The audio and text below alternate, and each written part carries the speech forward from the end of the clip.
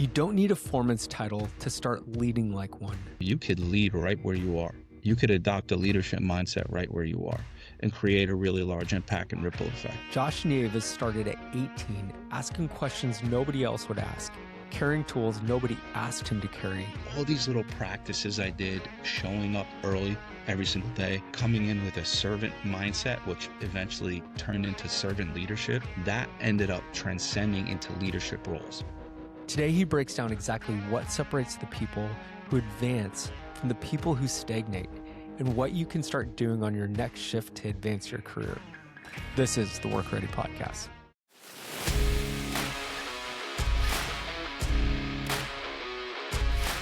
Josh, it's so great to have you on the WorkReady Podcast. Why should people listening to this conversation care about and prioritize workforce development? Well, if you're in construction and you're operating at any level, right, we care about the business. And the reality is you cannot build better business without building better people. And that's essentially what workforce development is. It's a people business. We're pouring into the workforce. We're amplifying talent so businesses can scale or at least sustain. And you've worked frontline jobs for most of your career. Why is this a topic that you're so passionate about? I see you all the time on LinkedIn posting stuff. You're a thought leader. I can just tell it like oozes out of you. You're so passionate about it. Yeah, so worked in New York City for the majority of my career in the field. And I saw a lot of these challenges up close and personal. Friends leaving the industry, career stagnation, individuals having serious health issues at young ages. And truth be told, none of that was happening to me. So after 18 years, I had to take a quick step back and try to look at the landscape as a whole and see, where are we failing? We have to be failing because this isn't normal. Add the element of individuals who are taking their own lives in construction. Those metrics are absolutely devastating. What can we do better? So for me, it was all about just taking a step back, looking at the entire picture and seeing where my voice could fit. I can amplify it and serve people. Right now, there are more people leaving the industry than coming into the industry. What are some of the trends that you're seeing currently? Yeah, so I think it's kind of there's two pieces here. One, it's maybe lack of interest or lack of excitement, and this is coming from maybe the younger generation, and I'm working on strategies to kind of combat that. And then there's also the individuals who are just retiring. It's no fault of their own. They did their 40, 45 years, they paid their dues. But what's interesting, Kev, is that knowledge transfer is not happening, and it's not their fault. They're leaving. They have every right to ride into the sunset, right?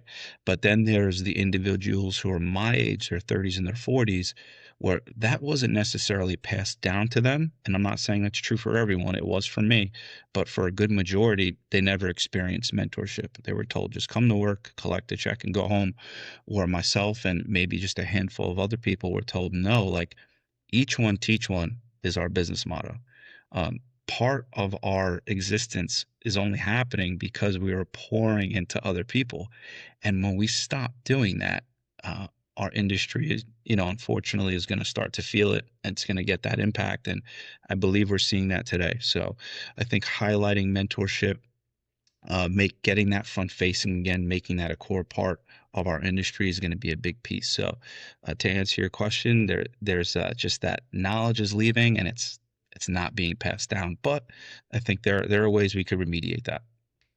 For those listening who may be at the sunset of their career, they have that 30 to 40 years of experience, what can they do to help transfer that knowledge to the younger generation? Because, it is such a huge value to have that knowledge available. And it's just like you do not want to see it go to waste.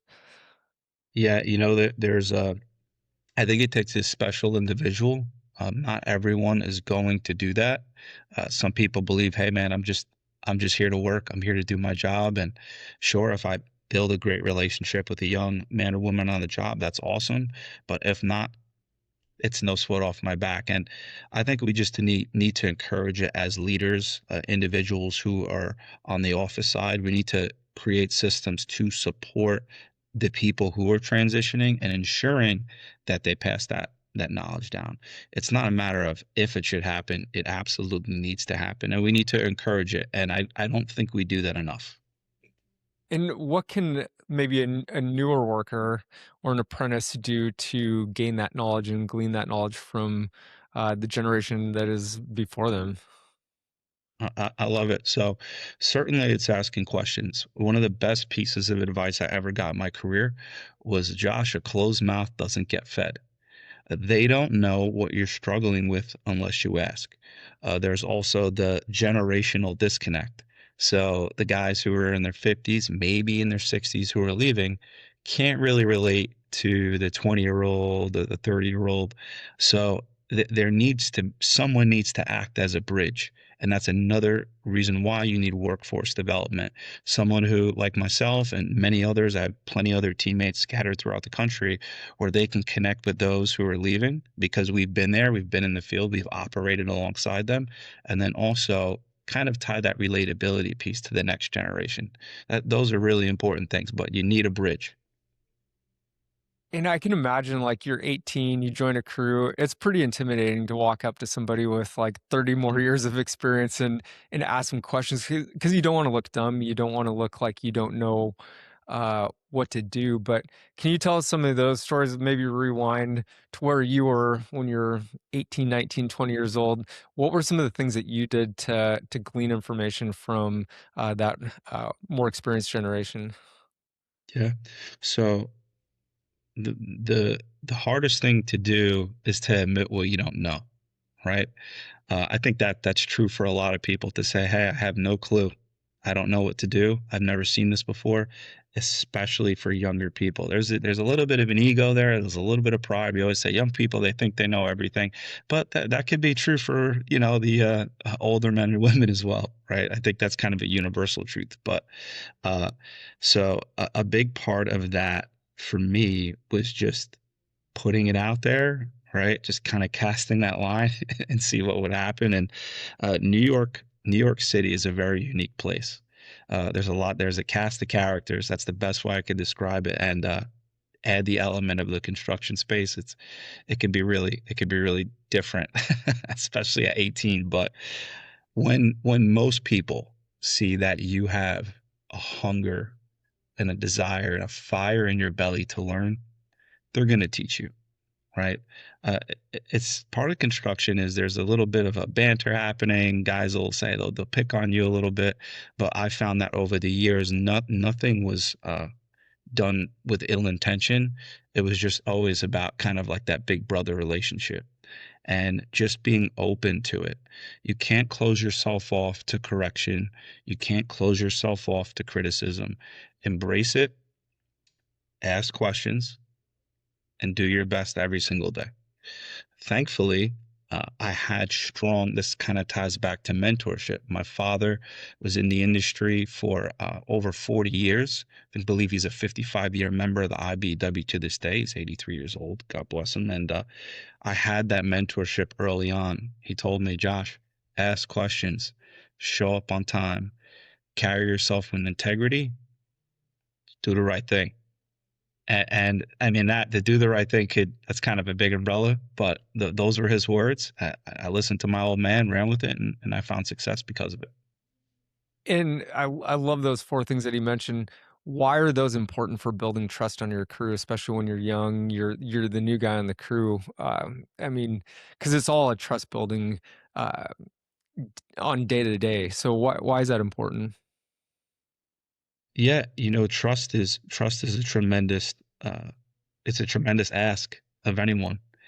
But when people see that you are doing the things that you're supposed to be doing right out of the gate that don't really require much, it sends a large message. I mean, we have people who've been in the trades for 20, 30 years and still aren't showing up to work on time, right? And I was raised on Lombardi time. What is that? If you're on time, you're late, and if you're early, you're on time. Yeah. That's how I was raised. And when people saw that, when my foreman saw that, when my superintendent saw that, immediately I got the buy-in. When I started asking questions, about the work that they were doing, immediately I got the buy-in. When I would do things that they didn't ask me to do, carry their tools to and from the work area. I mean, it's a very humbling thing to do that, but I did it because that's what I was taught to do. My dad told me to do that. Sweeping the shanty at the end of the day. If I was asked to go into the bathroom and clean the toilet, I would do it. Somebody had to do it. It was part of the job at the time. And when people see that you are humble and you're a servant at whatever level, um, they tend to open up. With Vimosity, utility leaders are cutting injuries by up to 50%, keeping crews safer, empowering stronger operational readiness. Teams stay engaged, your safety impact scales across every work group, and you gain the insights to prevent serious injuries before they happen. Vimosity delivers expert content, seamless deployment tools, and real-time risk data in one workforce readiness platform. Learn more at vimosity.com.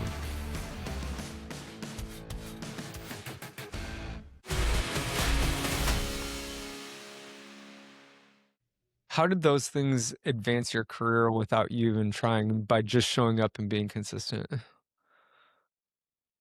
Yeah, I love that question. So I think all those little things that I did early on, my time as an apprentice started to compound, right? If I couldn't get the coffee order right for 50 guys, how was I going to order material as a foreman?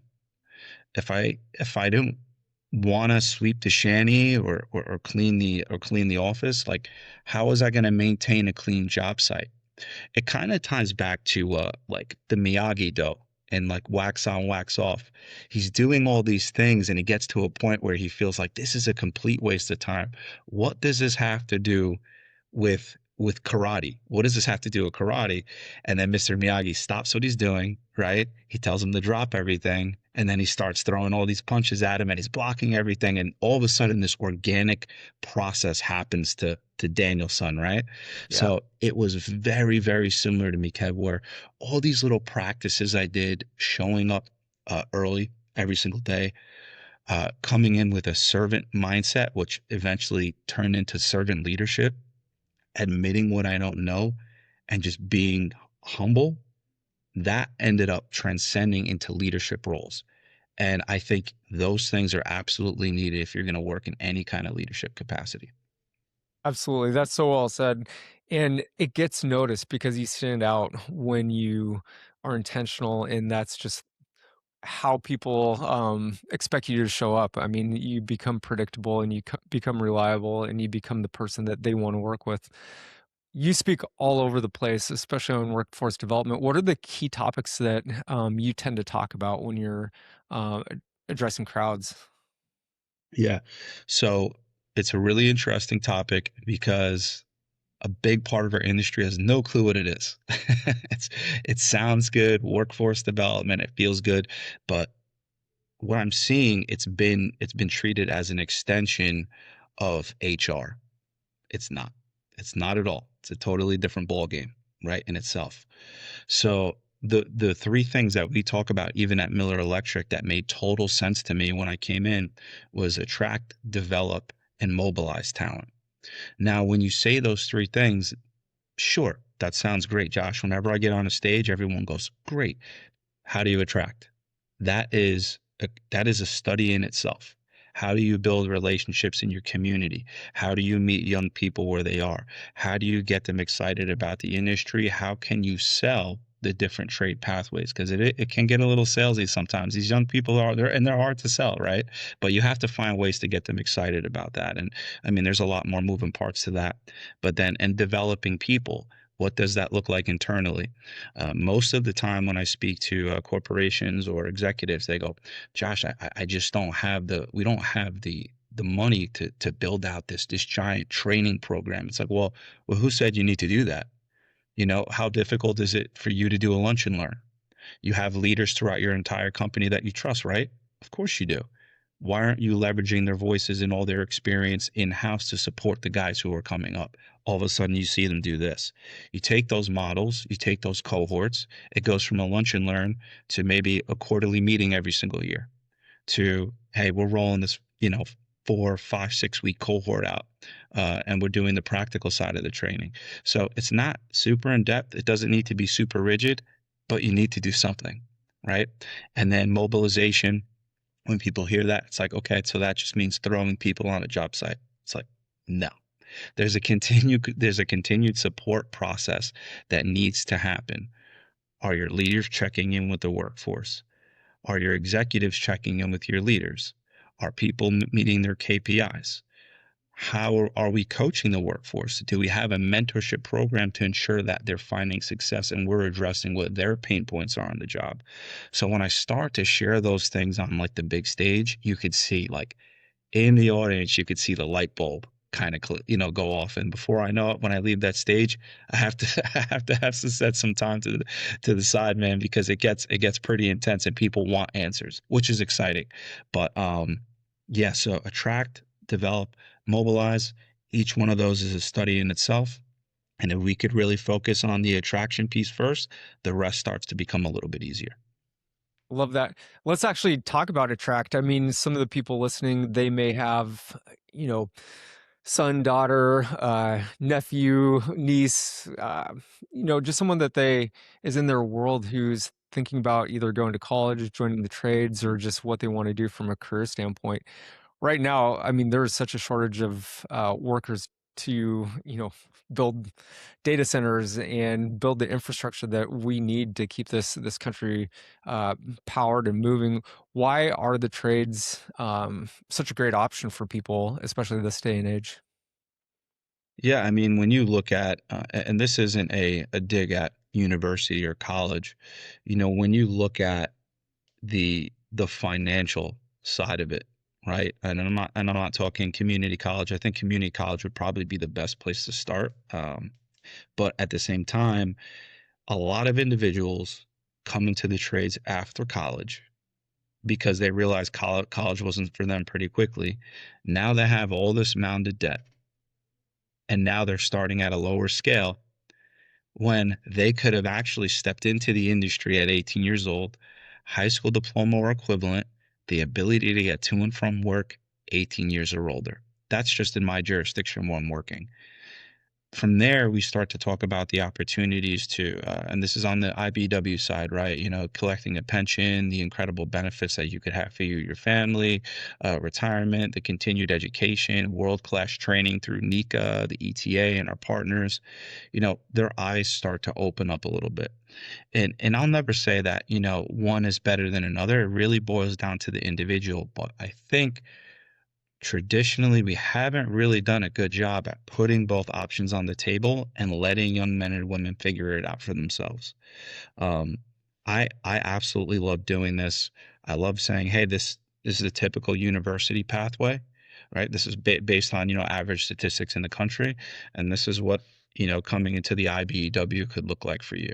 And the great part about that is, in many unions, based on their CBA, you can come out of a 4 or 5 year program with a college degree.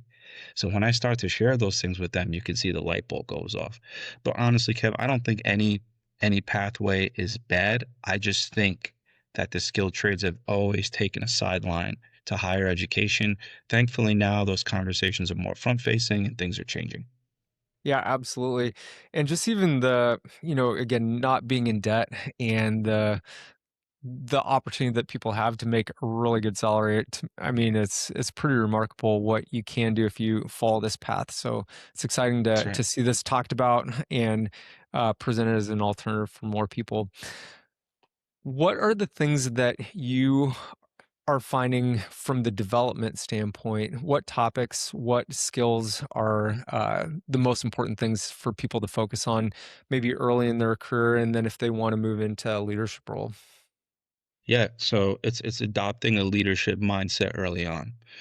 Whenever I talk to young men and women who are emerging in the trades, they think that a title makes them a leader. Once you become a foreman, you're officially a leader. No, you could lead right where you are. You could adopt a leadership mindset right where you are and create a really large impact and ripple effect. Um, One of the biggest gaps that I see, and I recently did a little bit of a case study on LinkedIn with this, is I asked, what do you believe is a bigger gap, the skills gap or a leadership gap? And overwhelming majority was actually the leadership gap, which I also believed. And I think it's also a bigger challenge, Kev, because skills you can constantly teach people, you can constantly refine, you can teach people how to install three ways, four ways, and eventually they'll get it. But the leadership is a mindset. It is a mindset. And I think even with guys who have been in the industry a long time, maybe they don't really have a leadership mindset. So trying to get them to think like a leader and maybe step into a foreman's role when they've never done that before can be a big challenge. And um, we're doing that right now at Miller. I'm really excited about. We have a program we're rolling out. It's called Frontline Leaders, where we're finding out what some of the pain points are on these massive data center projects with our team. We're meeting in a large group between 50 to 60 people, and we're beating these topics up. We're bringing in professional speakers, leadership coaches, and trade advocates to get these guys excited and making sure that they have the right tools to be successful and getting them to think a little bit differently about the role that we're trying to set them up for.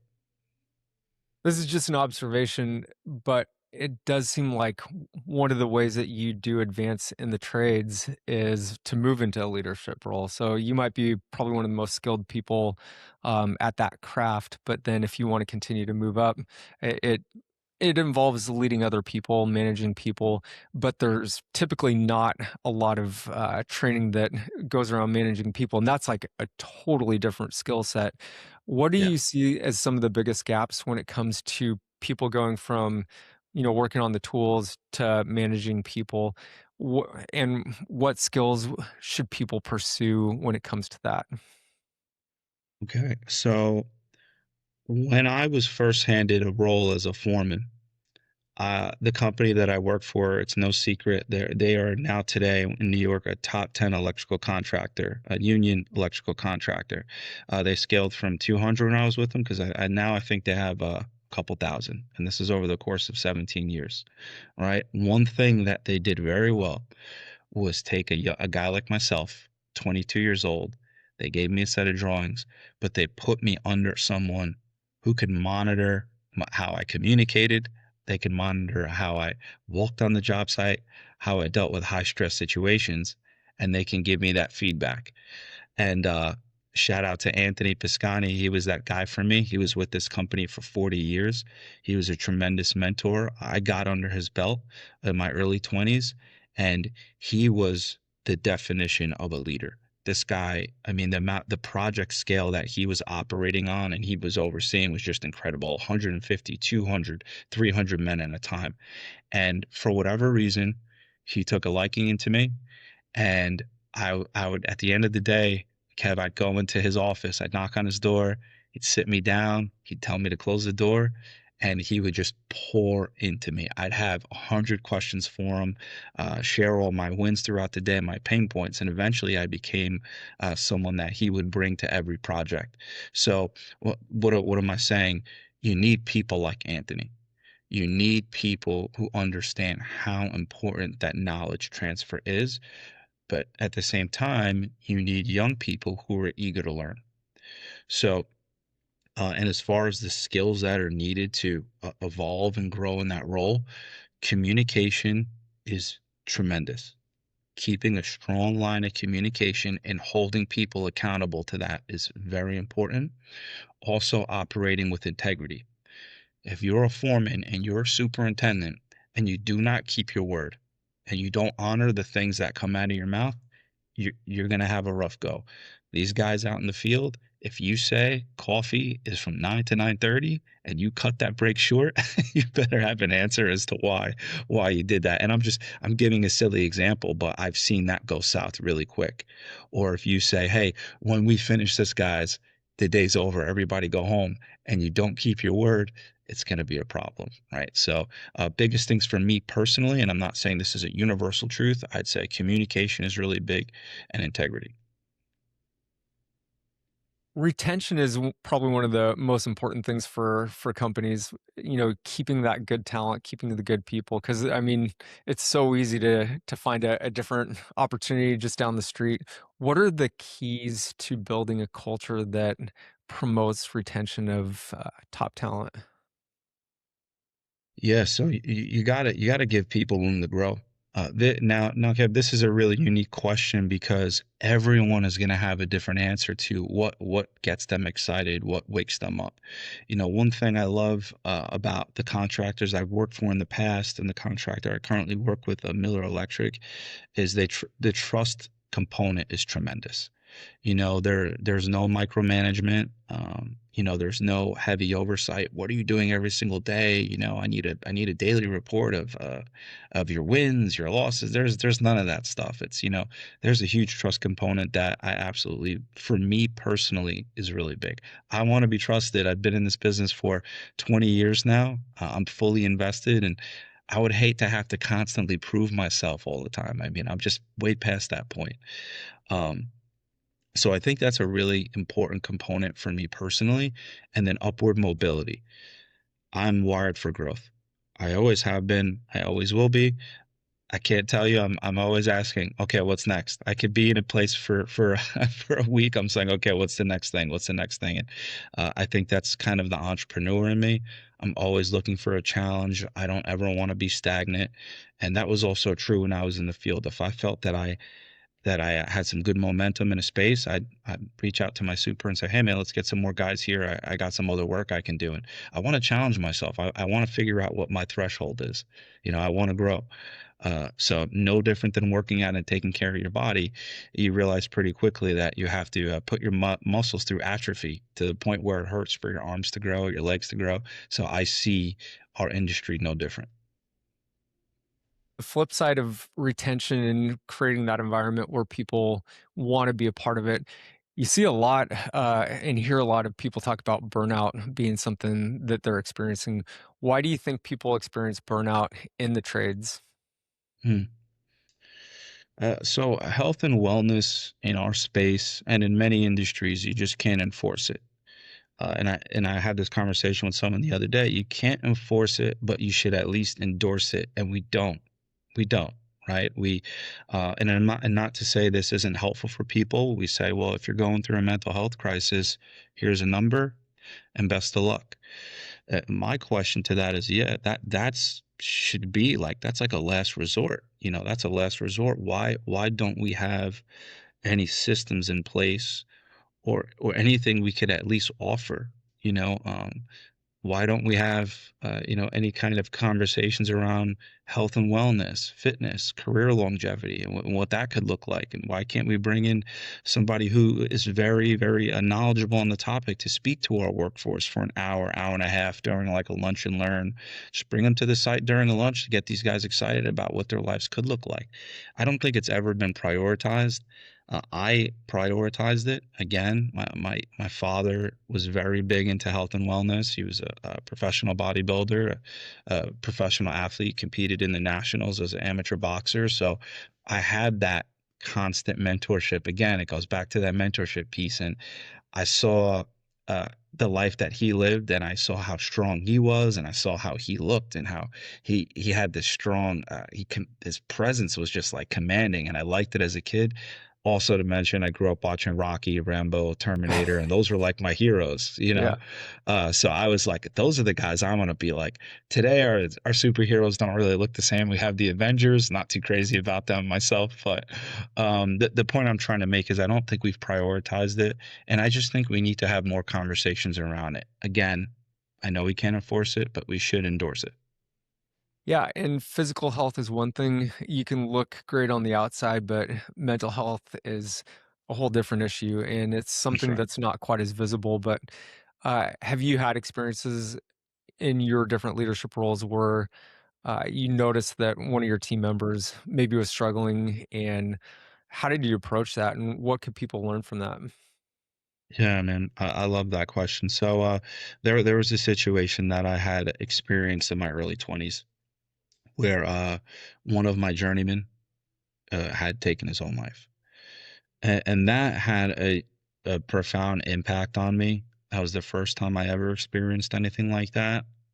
I didn't know how to navigate it emotionally. It was something that it was a weight that was almost transferred and not to make this about me, but when that had happened, I had felt that burden. This was an individual I was sitting next to every single day, having coffee with and having conversations about family. But a part of me knew something was off. I didn't feel at the time, and I think this has to do with lack of maturity, to ask the right questions. I felt I wasn't, it was at a place for me to interject myself. I'm this 20-something-year-old kid, and this is a 50-something-year-old man. Who am I to ask him, like, is he okay? And after that happened, Kev, I told myself I would never let that happen again. As long as I had breath in me, if I can do something and I see something, I will do it. So a lot of that didn't really take much for me. And when I started operating at a leadership capacity, I went, okay, what could I do to maybe mitigate this? What could I do to maybe try and recognize it a little bit earlier than before all these other things start to compound and something like that happens again? So at no direction or no one told me to do this. I did it on my own every day. I made sure we did a team huddle. To this day, if you set me out in the field and I ever became a field leader again, I'm going to do it. And it's at my own discretion, whether the company likes it or not. It's going to happen. We're doing it for at least 10, 15 minutes a day. We do stretch and flex. Why can't we have a conversation? And what I would do is I'd go around and I'd make sure, if I was a super, my foreman would do this as well. I want you to go to everybody. I want you to ask everyone, how's everybody doing? Ask the group. I want you to ask everybody, how are you guys doing today? Every Monday when we huddle up, how was everybody's weekend? Um, if you're a leader and you are operating a leadership capacity, you should be able to read the room. You should be able to tell whether people are fully locked in, they're fully focused, or if they're dealing with something. Okay, I can't tell you how many times in doing that, I've had an individual pull me to the side and, hey, Josh, can I talk to you for a second? I said, yeah, no problem. And it was always the person that I thought it was, for the most part, um, because I put them in a position where they could be vulnerable, and I was willing to be vulnerable. Many would say, Josh, how was your weekend? Say, oh man, dude, I had a long weekend, man. I worked all weekend. I'm a little tired. And there was just this openness, transparency, communication, and they felt they could say, man, I had this thing going on with my kid. My kid got sick. And then another guy would say, man, yeah, you know what? I had it. My kid's not feeling good too. Something going around. And before you know it, there's this organic, like, conversation that's happening. And now you build community because you're adding a human element. It's not just work, work, work. And I know some people may hear this and go, that's silly. But I can tell you that just opening the floor to those types of conversations could reveal some pretty incredible stuff. That's such an incredible story, Josh, because it takes a lot of vulnerability for you to also share where you're at, but that also, it gives people that comfort level to share, what's top of mind for them, and it creates an environment. We use these words like psychological safety, but that's exactly what it's doing. It's creating an environment where people feel safe to share those things. And not only does that help with extreme circumstances, but just day-to-day safety. Or I guess the question would be, related to injuries, do you feel like injuries, accidents, serious injuries and fatalities are oftentimes related to people's, heads not being totally in the game? And, I don't think it's necessarily complacency. I just think we have all these competing priorities and pressures that oftentimes compete for that awareness and being fully present when we're doing the work. Do you see that as part of the equation? Yeah. So most of the injuries I've seen, thankfully, I had one experience in my life where it was, and it was me. The complacency was there, and it could have been pretty serious, but it wasn't. Just one time. Thankfully, it never happened again. But as I stepped into leadership, I saw that most of the injuries, if not all, were preventable, and they were basically because of complacency or someone's head was not fully in the game. And this also ties to that team huddle. A lot of the work that I used to do in New York City was when I wasn't building bakeries, right? We're talking large infrastructure. So we're climbing the Brooklyn Bridge. We're in the Freedom Tower. We're lighting up the Empire State Building. So there is, I mean, marginal room for error. And safety is obviously paramount. We're dealing with high voltage systems, utility systems, and all it takes is one wrong move. And I felt that as a leader, if I'm putting people in these high risk environments, I'm taking ownership over their safety 110% as a leader. And the IBW Local 3 made sure of it. If something happened to someone on your team, you as the foreman, you as a super were held accountable. You needed to make sure that you put every single system in place so this thing did not happen.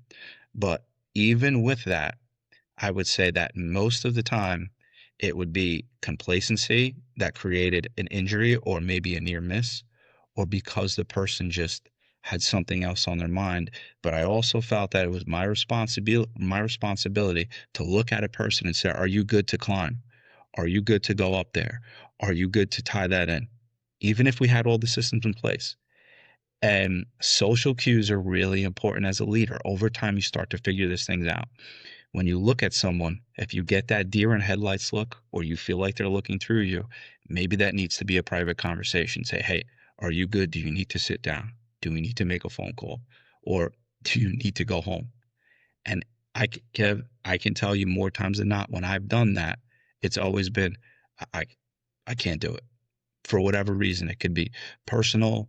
It could be just maybe the skill set wasn't there and I delegated something that they weren't ready to do. Um, so again, falls back on leadership. It's my responsibility to figure that out and set everybody up for success. That's so well said, Josh. And I know that you've been an athlete your whole life and you care about keeping, That's right. taking care of your body. We talk about workforce readiness, and I think about that almost like athletic readiness. It's like, what are you doing to be prepared to perform at the highest level? So it could be, the food you eat. It could be your hydration level. It could be, so many different things that impact somebody's ability to be physically and mentally present. What are some of the things that you think are important for people to hear related to that physical aspect of being ready to do the work? Yeah. So my father always told me as a young man, son, you set and you hold the standard. You set and hold the standard. So when I stepped into leadership, I always felt I needed to be like John Rambo. And still to this day, when I walk into a room, I want people to go, who's this guy, right? This guy's in pretty good shape and he takes care of himself. He's presentable. And so for me, what would happen, and this will kind of tie to your question, is people would come to me on the job.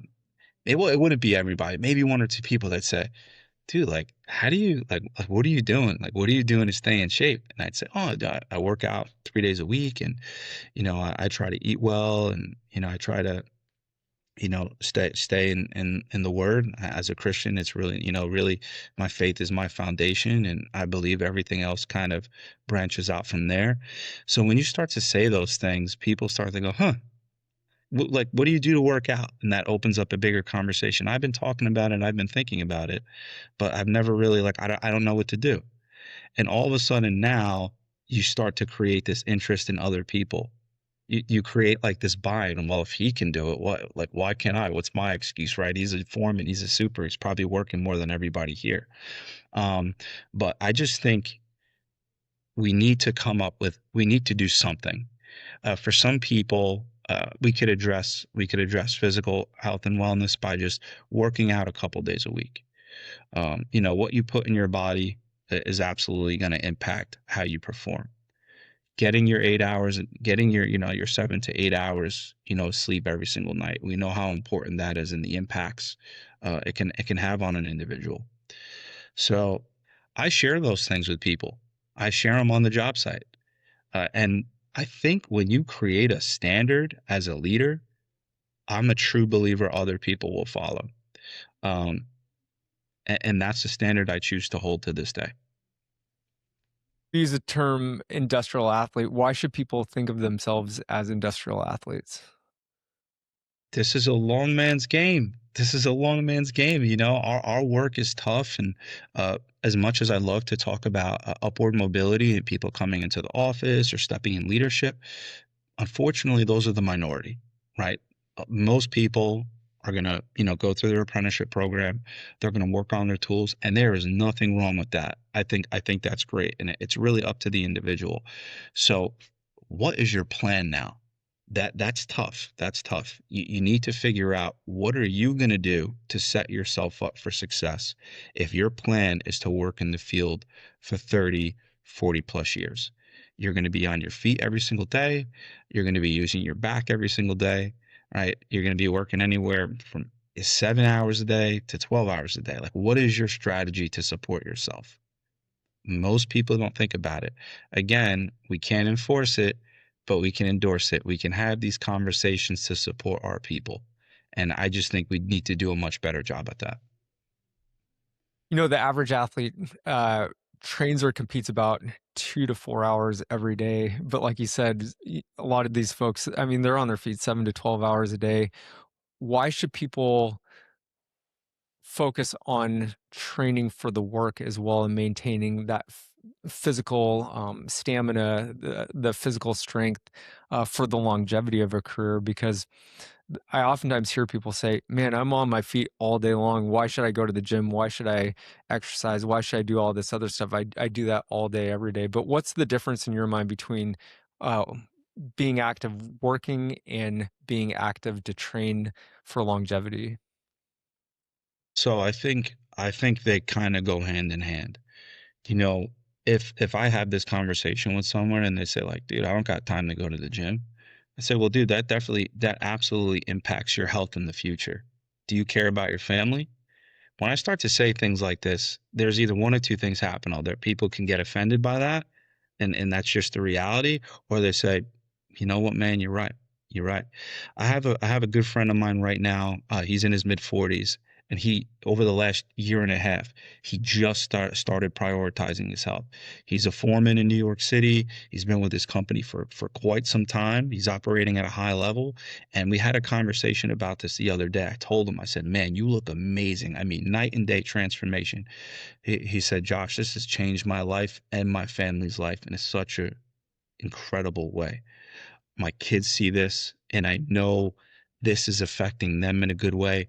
Him and his wife are both going to the gym. It impacted her. There is a ripple effect that happens when you start to take ownership over your own health and wellness. Again, I know you can be healthy physically, but there could be challenges here. But as it pertains to the physical side of things, if the job site is going to be hard, right? So you have to train yourself for those conditions, because over time they're not going to get easier. That's the reality. Your body over time is going to start to break down, and you need to build the muscle mass. You need to build the bone density to sustain. I'm not a doctor. I'm not a scientist, but that's just what it is, right? You need to prepare your body for that constant trauma that's going to happen over the years. And then also, in doing that, allows you to continue to be present for your family rather than coming home, sitting on the couch, and I don't know, eating an Entenmann's donut and saying, well, I don't have time to work out. But yeah, you got time to watch your favorite team lose a game on a Sunday, right? You have time. There's no excuse for it.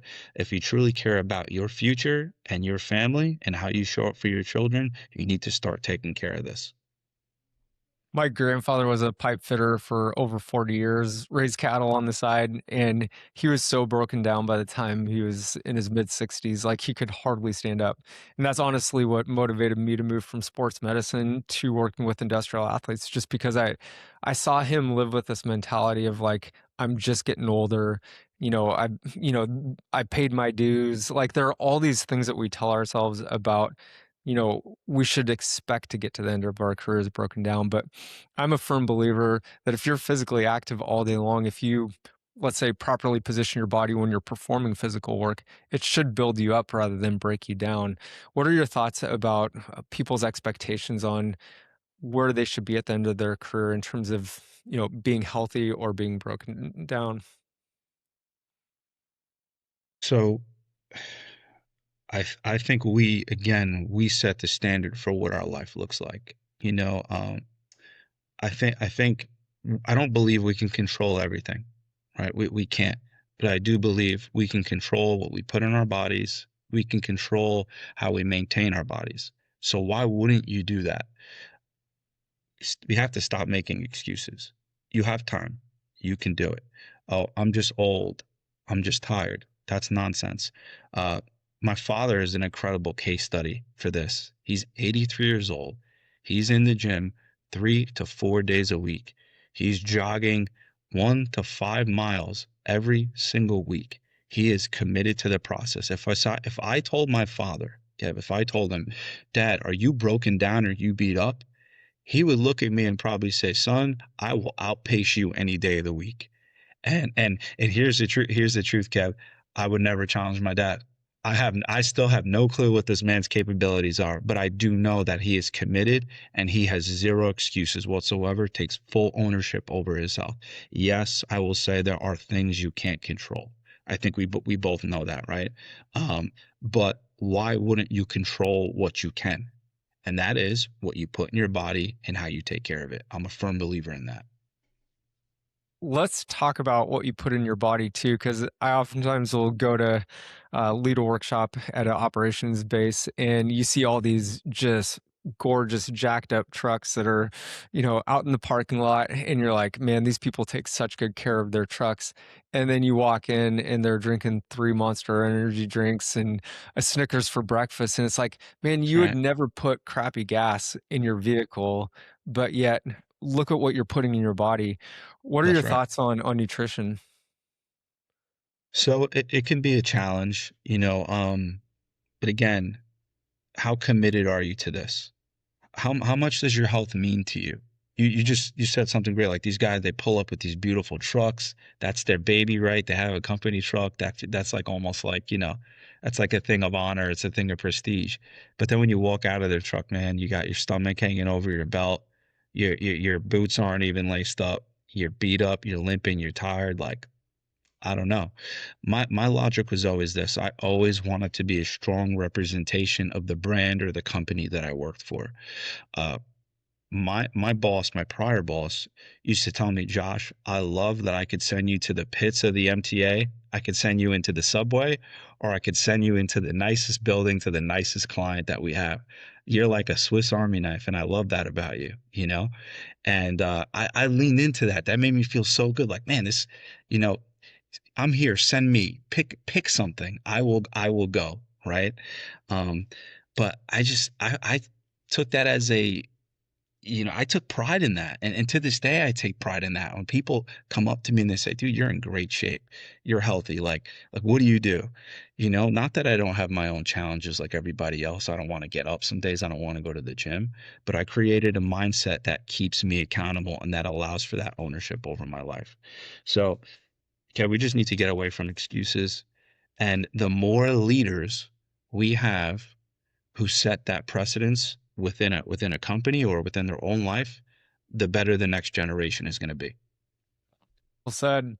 I oftentimes say that failing to plan is planning to fail. And when it comes to like the food and the fuel that we put into our body, oftentimes it's because we run out the door, we aren't prepared, we don't grab stuff at home, and so then you're hungry, you stop at a gas station, and you have pretty limited good options. What is your go-to when it comes to just being prepared to get good nutrition throughout the day when you know you're going to be working long hours or in a remote location? Yeah, so I mean, man, I'm guilty of the Monster energies. I like my white Monster every once in a while. But my go-to has typically always been hydration. I try to do that half a gallon a day. I've been slacking a little bit. I'll be honest with you. I've been slacking, but I try to focus on hydration because we know how much of our body's made up of that, and we need it. So that's one. Number two, I'd say I try to stay up on protein. I mean, I'm doing a little bit of I'm going down the rabbit hole right now on protein and how it impacts your body and how much consumption you need the older you get and how it affects your bones, your muscle mass, so on and so forth. So I think just making sure you're getting that protein in, that's really big. I try to stay away from the plant stuff personally, right? But I love having my protein shake with me. I mean, this is easy, right? It's water, a protein shake. I mean, it's a powder. You put it in a bag, you put it in a shaker cup, and then you go set that up for 2 times a day if you're on the go, and then maybe some type of energy bar. Not high in sugar. I try to stay away from anything that's high in sugar, and just keep it. You know, what's that? KISS. Keep it simple, Keep it simple, stupid. I know it's stupid. Yeah, not yeah. very corporate, not very corporate or polished to say, but that's just the reality. We don't need to reinvent the wheel. I don't have to grill. You know, you got the guys who like grill chicken every day. They're doing like brown rice, and kudos to them, man. These guys are always in shape. There's always one or two. There's always a guy like that on the job who sits in the corner with his Tupperware, who's got arms that are bigger than mine. He's got a six pack, and what is he doing? He's eating his brown rice. He's eating his sweet potato and his chicken all day long. But you know, that work speaks for itself, and typically that guy's like a unit, man. So kudos to him. But just keep it simple. You don't need to go Yeah, into this whole crazy diet workout regimen, totally. but have a system, stick to it, and then it's going to pay huge dividends. That's great. And from a recovery standpoint, what are your go-to activities to, because I always tell people recovery is almost more important than the training itself or a hard days of work. If you don't focus on recovery, you start to fall into a breakdown pattern, and then, your body just can't repair the way that it's supposed to. And that's where I think people oftentimes fall into just chronically feeling stiff and sore. What are some of the things that you found helpful? So sleep number one, man. I didn't think sleep was that big of a deal until maybe 5, 6 years ago when I was working nights. There's this LaGuardia redevelopment project. It was massive, and we were working nights. We were doing 10, 12-hour nights, and I was not sleeping during the day. I'm one of those people. I joke when I'm up, I'm up. If the sun's up, I'm up. That's who I am. And I went to a doctor to get blood work, and I got my physical, and the doctor called me in for like a second consultation, and I'm like, ooh, this isn't good. Usually it's just a phone call, like what's going on here? And they asked me straightforward, Josh, are you sleeping? It's like, look at me. No, I woke up and went to this thing, right? I was like, no, definitely not. They said, tell us a little bit about your diet. And it was exactly like you said, man. It was the 7-Eleven special, a bag of Doritos and I don't know, man, some hurting protein bar and all this other junk. And they said, listen, we recommend you do one of two things. You get more sleep or you go back on days. We know that there's a money and there's a money component here. You like working nights, it was all time and a half, so you're making the sacrifice. But what cost is it at your own body? And they shared some metrics with me, people who work night shifts and how that impacts their longevity. And they only needed to tell me that once. I called my foreman and I said, hey man, listen, if there's an opportunity for me to go back on days, I'd rather be back on days. So to answer the question for me, it's making sure you're getting your 8 hours. I have a 2-year-old, so it's not looking too good lately, but I'm doing what I can. So for me, that's probably the most important thing. And then also time with my family seems to be a really great mental recovery piece for me. Shutting off my phone, totally disconnecting from social media. As much as I love to get on LinkedIn and create content, I have to take that time away, or even calls with my team and be present for my family. That helps me here tremendously. So between sleep, spending time with my family has been tremendous. Thanks for giving us a little window of what has worked for you. I want to shift gears and talk real briefly about the difference between workforce development and just compliance. I think so often, companies will think that they're investing in the workforce, but it's just checking boxes. And how do companies invest in their workforce in ways that not only, maybe check the box, but also really help nurture their growth? So I believe you need to create systems that put people first. A lot, much of what we talked about, whether if it's attraction, developing people, and then the continued support when you mobilize them. That's not an HR process, right? But without attacking HR, I think the most of us know what HR is in place for, right? They got to keep the company looking good, on multiple platforms, right? They want to make sure that the image and the brand stays in alignment. But internally, people need to be poured into and they need to be invested in. And I think traditionally, as it pertains to construction workers, we've been left behind. most construction companies, HR has very little to do with the field unless there's a big issue, right? So workforce development has to step in. Why? Because who knows the field better than the people who have been there, who have operated at a very entry level role, from an apprentice to someone like myself who's owned his own company to superintendent, so on and so forth. Leverage that experience in-house so you don't have to worry about what's happening. You need to leverage people who have been there and done it, and also can bridge that relatability gap. HR and all those compliance systems and processes, there's no relatability there.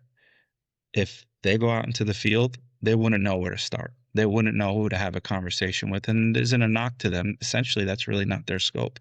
When you have people who are in workforce development, I could walk on the job site, not know one person. By the time I leave, know the entire crew, know the GC, know the customer, so on and so forth. Why? Because I've been there and I know what needs to happen. So again, I think I said this earlier, you need someone to be able to bridge that gap. There's workforce development for you.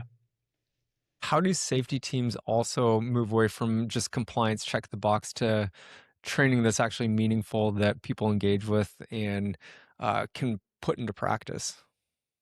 Yeah, I think it's just having conversations and building relationship with the field. I think as companies start to grow and start to scale, one of the biggest challenges they see is they start to see the silo thing. Safety is their own thing. Workforce development is their own thing. The field is their own thing. It's like, no, no, no. We all got to come together.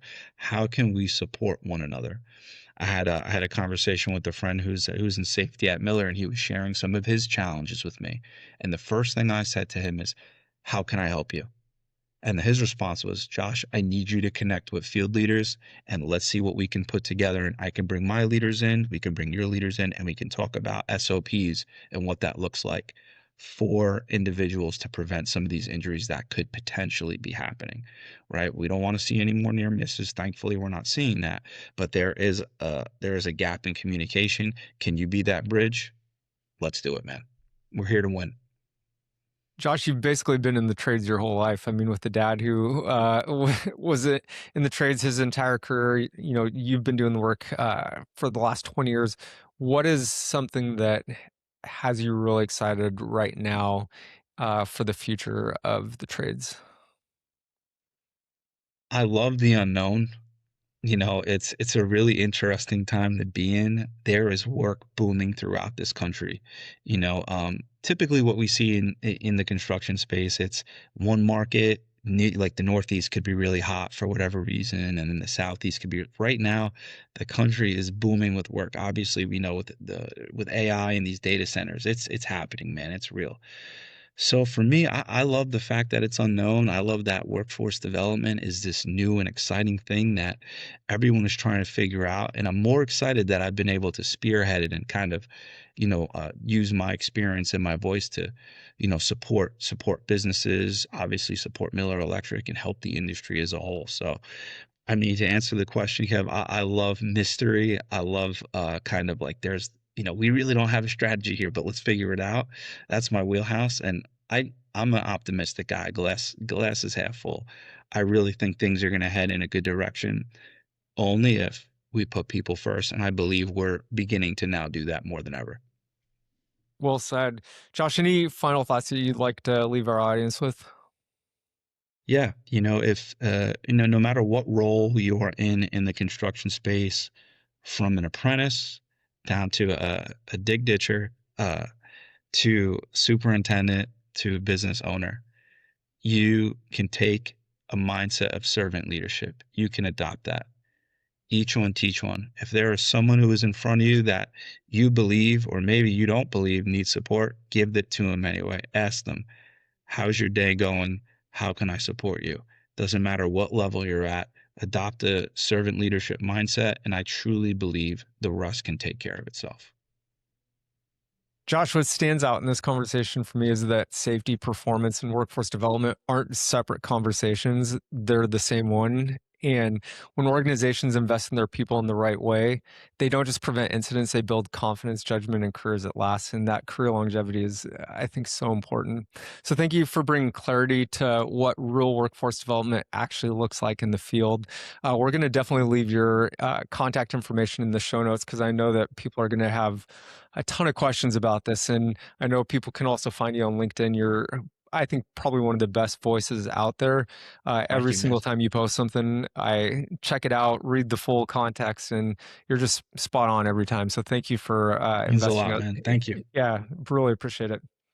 Well, if this conversation changed how you think about safety, leadership, or workforce development, the best way to support the show is to follow or subscribe to the WorkReady Podcast on your favorite platform.